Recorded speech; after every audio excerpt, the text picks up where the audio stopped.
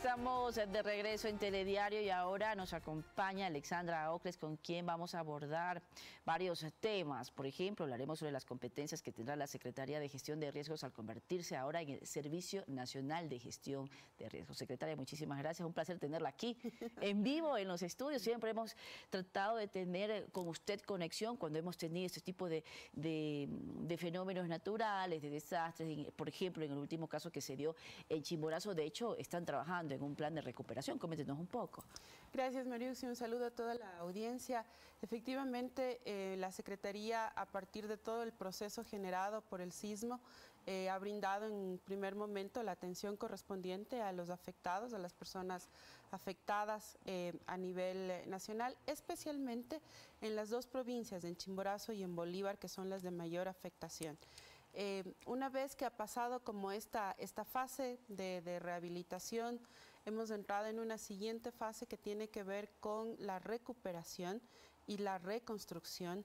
Tenemos sobre todo en el cantón Chillanes viviendas afectadas. ¿El balance más o menos que se dio de afectación? Tenemos aproximadamente 405 viviendas afectadas. De esas 300 son casas que tienen afectación moderada, leve, unas de mampostería y otras con daños estructurales, y esas casas obviamente tienen que ser derrocadas. En eso ya el ministro de Vivienda ha hecho una visita a la zona, ha identificado a partir del levantamiento de información cuál es el trabajo que tiene que hacer, y nosotros la semana anterior estuvimos reunidas como Secretaría en ese momento y servicio con los alcaldes de las zonas afectadas y también con los ministerios que deben intervenir en este nuevo momento, que es que se hace a través del plan de recuperación que ya venimos trabajando. Secretario, ¿se han dado sismos ahora en estos últimos días? Todos los días.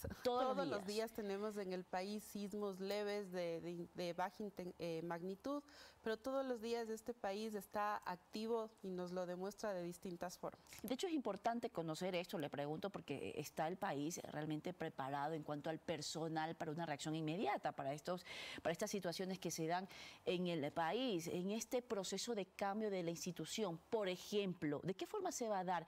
¿Se va a requerir de más personal?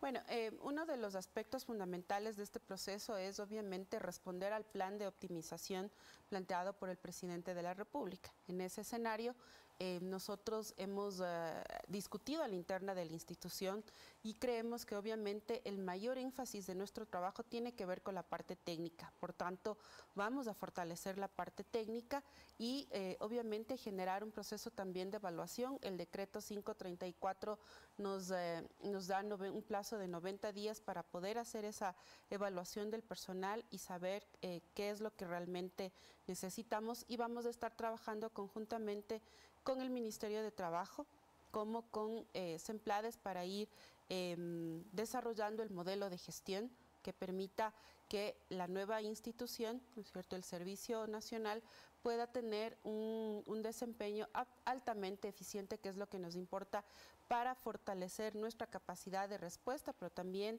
de planificación, de acción, de regulación en torno a lo que es la política de gestión de riesgos. Entonces no se interrumpe, las políticas, digamos, los ejes de acción las continúan. Actividades planificadas para este año no se interrumpen, nosotros seguimos cumpliendo con esas actividades. ¿Descentralizado, como un sistema descentralizado, no está adscrito a ningún otro ministerio? Descentralizado está, no está adscrito a ninguna otra institución.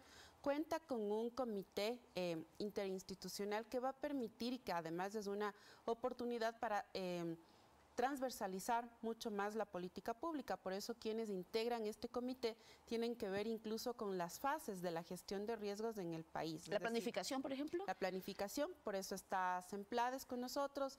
Está Defensa para el tema de respuesta, está también Vivienda, con quien trabajamos directamente los temas de ordenamiento territorial, de gestión de uso del suelo, de la normativa técnica que se tiene que revisar en el país, que está al mismo tiempo conectado con el trabajo de los gobiernos autónomos descentralizados, y está también Finanzas, porque obviamente en el caso de una emergencia hay que generar una serie de dinámicas que tengan que ver no solo con la recuperación económica, sino también con los recursos necesarios para poder enfrentar la emergencia. Es decir, se han mantenido durante estos últimos días diferentes reuniones para de alguna forma identificar cuál sería la opción más óptima para la institución. Claro, a partir del anuncio que haría el presidente, nosotros empezamos este trabajo con SEMPLADES específicamente, con la Secretaría General de la Presidencia también, para buscar cuál es la mejor institucionalidad. ¿De qué se trata? De poder fortalecer el sistema nacional descentralizados de gestión de riesgos. Por ningún motivo podemos debilitar la institución o al ente rector, sino más bien fortalecerlo para tener una capacidad de acción, ¿no es cierto? Una capacidad de respuesta y sobre todo una institución que responda a una necesidad vital del país, que es la gestión de riesgos y que está contemplada en el artículo 389 y 390 de la Constitución. En el caso de los incendios forestales, ¿de qué forma se ha hecho este cierre de evaluación? Tenemos un primer balance de los incendios forestales. A nivel nacional hemos tenido 944 eventos aproximadamente. De esos eventos tenemos aproximadamente 14.080 hectáreas consumidas, quemadas. Y en ese escenario, obviamente, para nosotros sigue siendo una gran preocupación.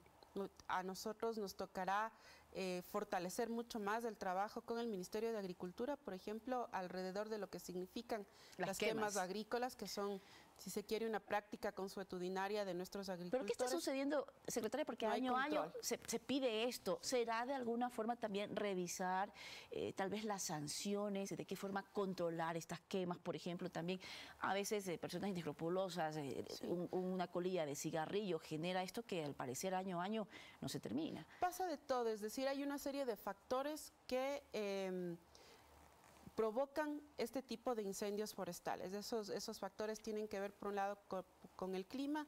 Tenemos grandes extensiones de pajonales, terreno seco. Bosques secos. Tenemos vientos que son típicos de nuestra temporada de verano, de la época seca también, pero también tenemos la acción de los seres humanos, una acción inescrupulosa, una acción irresponsable que no mide las consecuencias de un incendio forestal. Y la destrucción que ocasiona. Exacto. Como decimos nosotros, puede ser que ese incendio forestal se produzca en horas y también pueda ser liquidado en horas, pero son años, décadas, las que vamos a necesitar para recuperar todas esas zonas afectadas. Por tanto, hay un daño al ecosistema, un daño al ambiente que es impresionante y que tiene que llamarnos a un proceso mucho más claro de reflexión y obviamente también de regulación, de control y de sanción, porque es un delito, ¿no? Hablando del verano, secretaria, ¿qué va a pasar con el invierno? Muchas personas se están preguntando, los agricultores también, esperamos que llueva, hay personas que hablan de que se va de alguna forma a adelantar el fenómeno del Niño. ¿Qué se conoce? Bueno, estamos trabajando en escenarios en ese sentido para poder establecer cuál va a ser la dinámica de este invierno. Esperamos ya en la próxima semana tener ya la información con mucha más certeza. De lo que se ha dicho, en un principio vamos a tener un invierno fuerte, pero obviamente tenemos que hacer que esta información coincida con los estudios y los análisis que se hacen a través de los institutos técnicos científicos. Muchísimas gracias, secretaria. Gracias por venir con nosotros a este espacio. Yo sé que tiene un tiempo complicado, pero muchísimas gracias por acceder a esta entrevista.